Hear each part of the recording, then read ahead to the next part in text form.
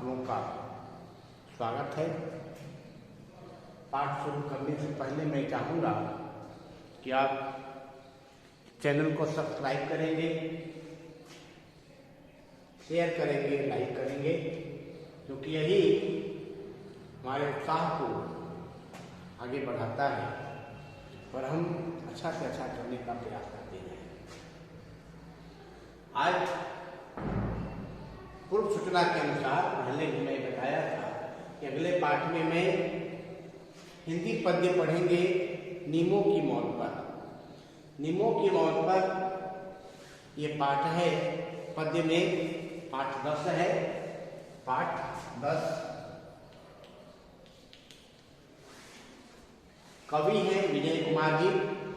ये समकालीन कवि हैं, हिंदी साहित्य के समकालीन कवि विजय कुमार। और जहाँ से ये पाठ लिया गया है उस काव्य संग्रह का नाम है, पुस्तक है विजय कुमार की रात पाली। याद रखोगे, रात पाली। ये प्रश्न आ जाता है, वो 2-3 प्रश्न हैं तो उठेंगे कि नीमों की मौत पर कविता किसकी रचना है, कहेंगे विजय कुमार की है। नीमों की मौत पर कविता कहाँ से ली गई है, चाहे कहाँ से संग्रहित संकलित है, आप कहेंगे रात पाली से। तो पाठ शुरू करने के पहले हम लोग कवि परिचय देखेंगे।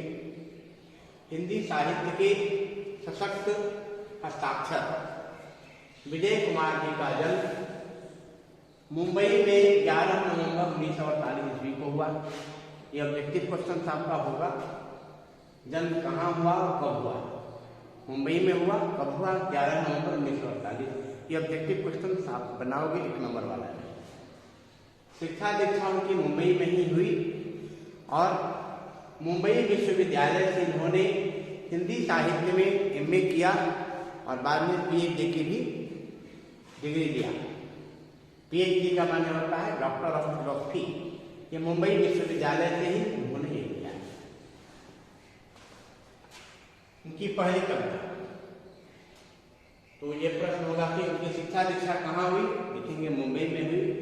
उन्होंने किस विषय में एमए और पीएचडी किया, तो हो जाएगा हिंदी में किया। कहाँ से किया, किस विश्वविद्यालय से किया, मुंबई विश्वविद्यालय से। पहली कविता उनकी है दोपहर। पहली कविता उनकी, ये भी ऑप्शन ऑब्जेक्टिव क्वेश्चन में आएगा कि विजय कुमार जी की पहली कविता कौन है, तो आप लिखेंगे दोपहर है। ये 1969 ईस्वी में धर्मयुग पत्रिका है, उस पत्रिका में इनकी कविता छपी थी पहली बार 1969 ईस्वी में। और पहला काव्य संग्रह, कविता संग्रह माने कलेक्शन ऑफ पोएम्स होता है। बहुत सारी कविताएं एक किताब में होंगी तो उसको काव्य संग्रह बोलते हैं। तो पहला काव्य संग्रह उनका है अदृश्य हो जाएंगी पतियां। ये 1981 में प्रकाशित हुई। तो ये दोनों भी ऑब्जेक्टिव क्वेश्चन के लिए होगा। आलोचना की पुस्तक है उनकी साठोत्तरी हिंदी कविता परिवर्तित दशाएं। साठोत्तरी मैंने 60 जो 1960 है उसके बाद की कविताएं हैं, परिवर्तित दिशाएं शीर्षक है उनकी आलोचना पुस्तक। और अफ्रीकी कविता, अफ्रीकी भाषा में रंग भेद के विरुद्ध जो कविताएं लिखी गई थी, उस कविता का उन्होंने हिंदी में अनुवाद किया था, जिसका शीर्षक है अंधेरे में पानी की आवाज। तो ये सब आपका ऑब्जेक्टिव क्वेश्चन हो जाएगा। और हम देखेंगे आगे फिर उनकी कविताओं को पढ़ने से कैसा आभास होता है। विजय कुमार जी की कविताओं को जब हम पढ़ते हैं तो पाठकगण जो है, जो भी पाठक हैं पढ़ने वाले, उनको इस बात का सुखद एहसास होता है कि विजय कुमार जो है अपनी कविता के प्रति एक निर्मम तटस्थता है। तटस्थता का माने है किसी पूर्वाग्रह से ग्रसित होकर के वे कविता नहीं लिखते, बिल्कुल तटस्थ होकर के कविता लिखते हैं। कविताएं उनकी उत्कट संवेदनशील और अंतर्मुखी कवि व्यक्तित्व की कविताएं हैं। उनकी कविताएं हमारे समय की उदासी हमारे समय में जो उदासी है, उदासी, निराशा, कष्ट, तकलीफ जो भी है, उनके बीच में ही एक आशा या उम्मीद की नई किरण, आशा या उम्मीद की नई किरण लेकर के आती है। नई किरण लेकर के आती है इनकी कविता है। उनकी कविता शहर में जन्मे पले और शहर की सुखांत नियति से जुड़े व्यक्तित्व की कविता है। जो लोग शहर में जन्म लिए हैं वहीं पर उनका पालन पोषण हुआ है और शहर की सुख का अंत जैसे होता है उससे जुड़ी हुई इनकी कविता है। बाहर के सत्य कुछ बनाए सूत्रों में नहीं बल्कि अपनी गहन आंतरिकता में पाता है। जो कविता हम लोग पढ़ने जा रहे हैं नीमो की मौत पर, यह कविता विजय कुमार जी की राजपाली अद्यतन काव्य पुस्तक है। अद्यतन काव्य पुस्तक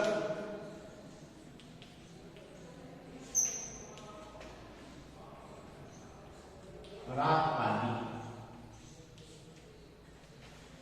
वहीं से ये कविता दी है। नीमो है कौन? नीमो एक लड़की है जो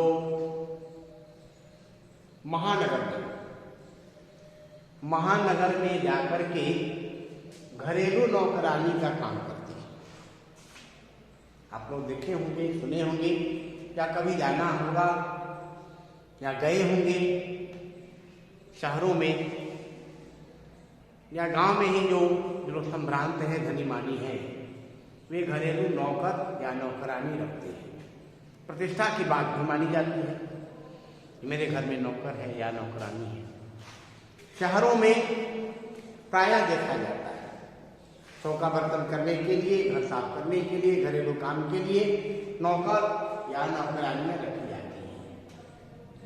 तो नीमो जो है महिला, नीमो महिला नौकरानी,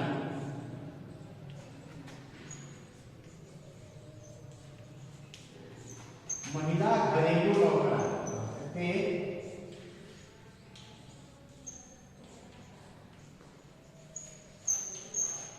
का प्रतिनिधित्व करती है। ये केवल एक नीमो की बात नहीं है, कभी नीमो के बहाने शहरों में जो घरेलू नौकरानी के रूप में काम करने वाली औरतें या लड़कियां होती हैं, उनकी दयनीय स्थिति, उनकी कारुणिक स्थिति, जो कितना उनका मिजरेबल कंडीशन होता है, उसका बिल्कुल नंगा चित्र प्रस्तुत करने का प्रयास किया है इस कविता के माध्यम से। पर्दाफाश कर दिया है, उनके जीवन की सच्चाई को परोस करके रख दिया है हमारे सामने इस कविता के माध्यम से। ये नीमो जो है मुंबई जैसे महानगर में घरेलू नौकरानी पर काम करती है और जो बड़े बड़े शहरों में लोग रहते हैं, जो संपन्न है, समृद्ध हैं, अफसर हैं, मंत्री हैं, नेता हैं, पूंजीपति है, वे ही लोग इस तरह की नौकरानी को रखते हैं। उनका क्या व्यवहार होता है अपने घरेलू नौकरानियों के प्रति, इसको दर्शाया गया है।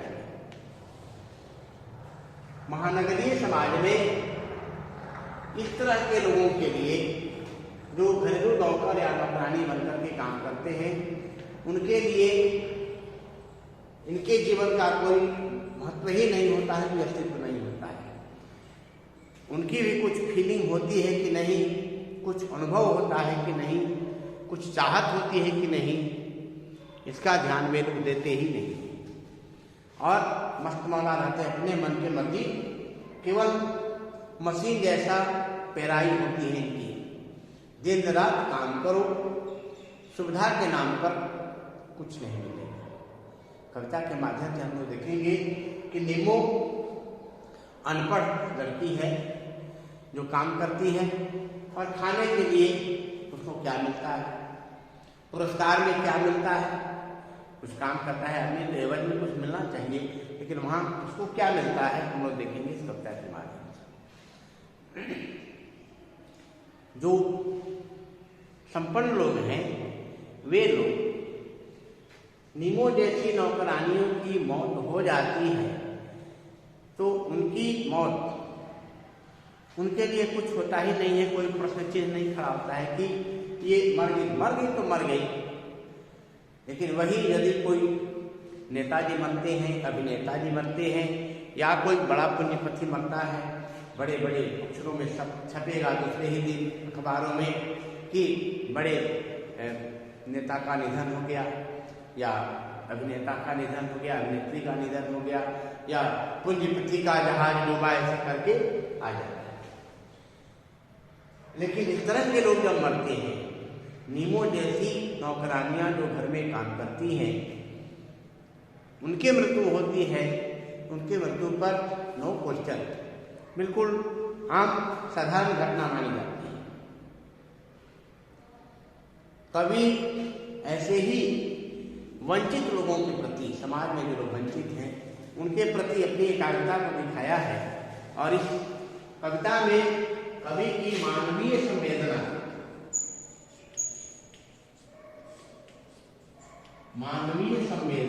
का पता चलता है। संवेदना क्या है? संवेदना को सेंसेशन बोलते हैं, सेंसेशन मतलब है कि सम माने बराबर वेदना दर्द, वेदना माने दर्द होता है। तो किसी भी कारण से आपके सामने वाले को जितना तकलीफ है उतना ही तकलीफ आपको भी हुआ, देख करके, सुन करके, जान करके, तो उसको बोलते हैं संवेदना। तो नीमो की स्थिति को देख करके कवि जो है मर्माहत हो जाता है, आहत हो जाता है और मानवीय संवेदना उसकी उजागर हो जाती है। तो कविता के द्वारा उनकी मानवीय संवेदना का पता चलता है। अब हम लोग पाठ को शुरू करेंगे।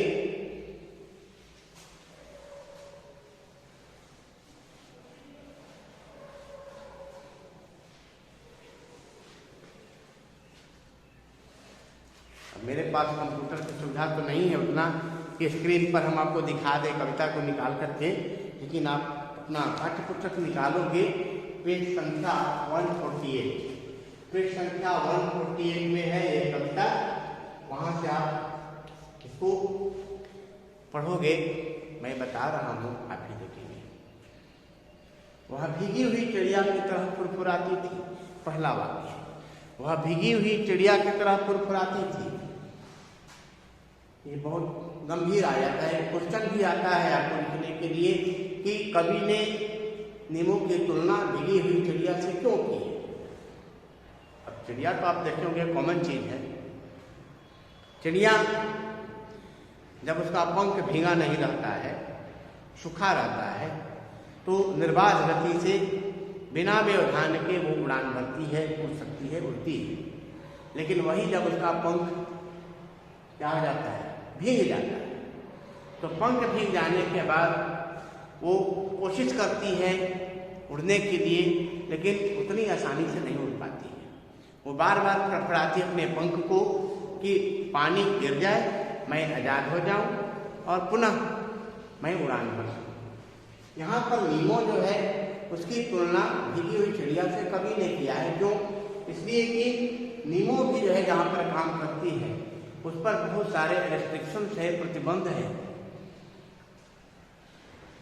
बहुत सारी जिम्मेवारियां हैं, उसको बहुत सारे काम हैं और सारे कामों को करती है।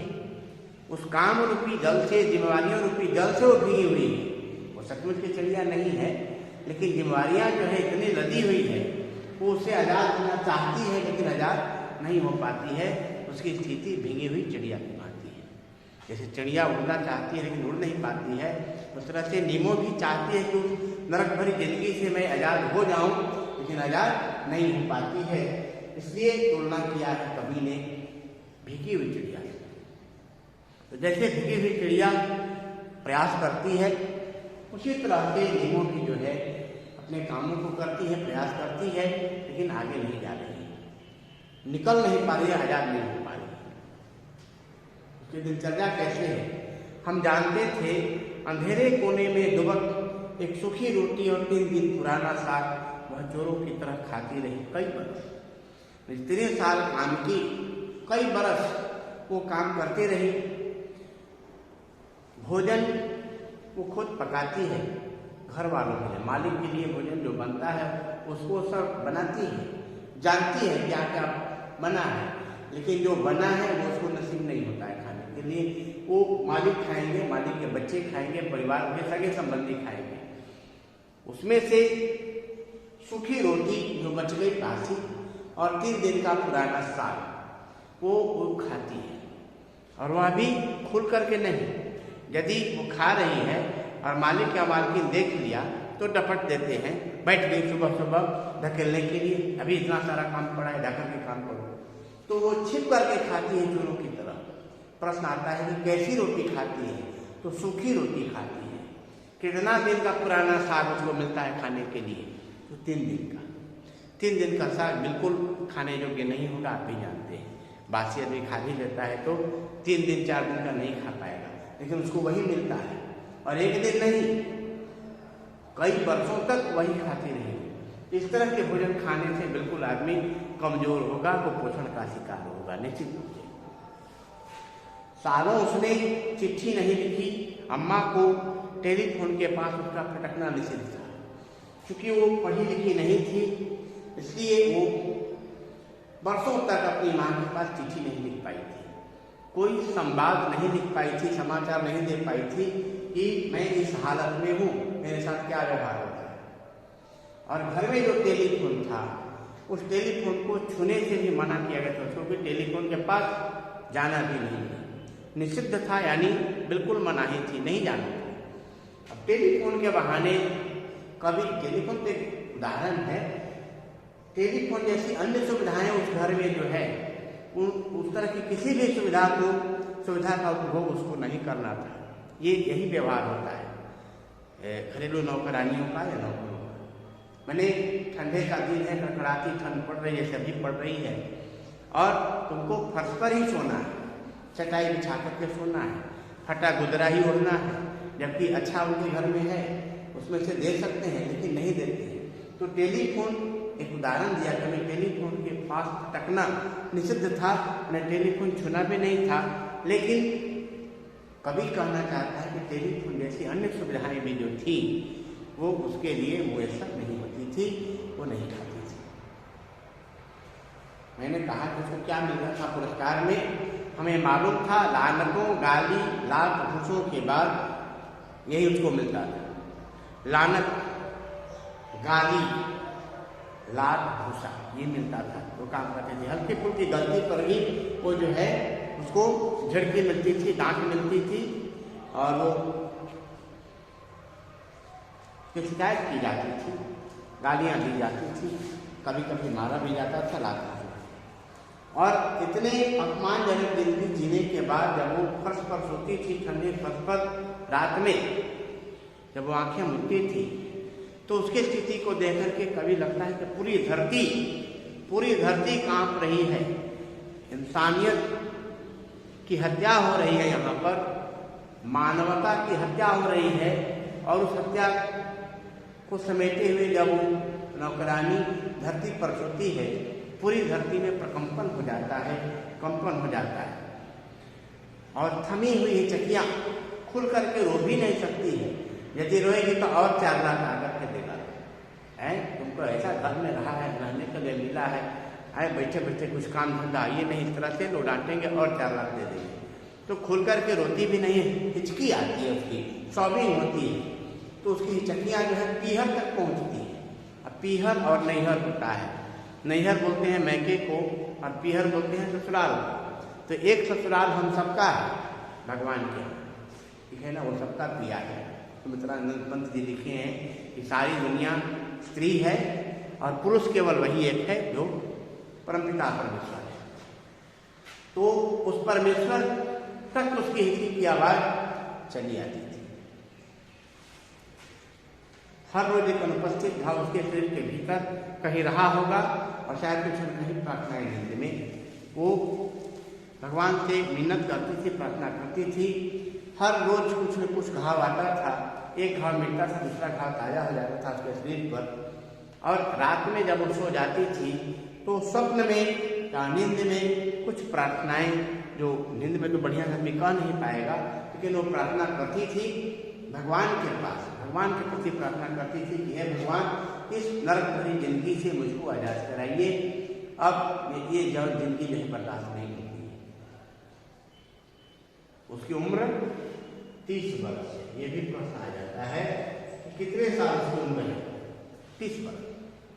30 वर्ष में युवती, आजकल शादियां हो रही है 30 वर्ष में, तो 30 वर्ष की युवती, वह शरीर जो 30 वर्ष की इस दुनिया में था और 30 वर्ष उसे और रहना था। यदि औसत उम्र लें हम, एवरेज एज, तो 60 वर्ष है। 60 वर्ष एक व्यक्ति की औसत आयु 60 वर्ष है। सरकार भी नौकरी से 60 साल में रिटायर करती है, हम लोग भी 60 साल में रिटायर हो जाएंगे, तो 60 साल औसत उम्र है। 30 वर्ष ही वो जिंदगी जी पाई इसलिए, क्यों? अभाव और अपमानजनक जिंदगी जीने के कारण वो 30 वर्ष ही बिता पाई।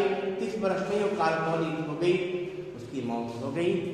और उसकी मौत जो है वो क्या है? एक मानवता की हत्या को दर्शाती है। रेत की दीवार की तरह वह सहसा गिर गई, लेकिन उसके चले जाने में कोई रहस्य नहीं था। शुरू में ही हमने बताया कि जब ये बड़े बड़े पूंजीपति या मंत्री, नेता, अभिनेता लोग मरते हैं तो उनके मृत्यु के पीछे रहस्य है। कमेटी बैठ जाएगी, क्यों हुआ, जांच किया जाएगा। अभी सीडीएस हमारे जो रावत जी मरे तो बहुत सारा जांच पड़ताल हुआ, लेकिन इस तरह की मौतें जो होती है, नीमो जैसी नौकरानियों की मौत, उस पर कोई प्रश्न चिन्ह नहीं होता है, कोई रहस्य नहीं है। मर गई नेचुरल डेथ मान करके उसको राम नाम सत्य कर दिया जाता है।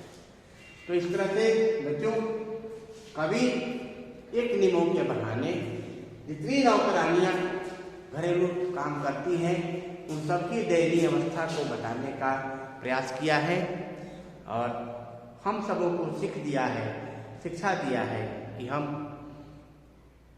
इस तरह के लोगों के प्रति संवेदनशील बने, मानवता या इंसानियत का रिश्ता उनके साथ रखें, उनके साथ सहानुभूतिपूर्ण व्यवहार करें।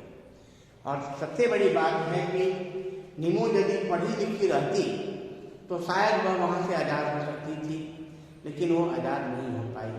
तीसरी बात है, 10th क्लास में आप जाइएगा तो एक पाठ मिलेगा आपको हिंदी में, बहादुर। और घरेलू नौकर का काम करता है, अमरकांत जी की कहानी है बहादुर।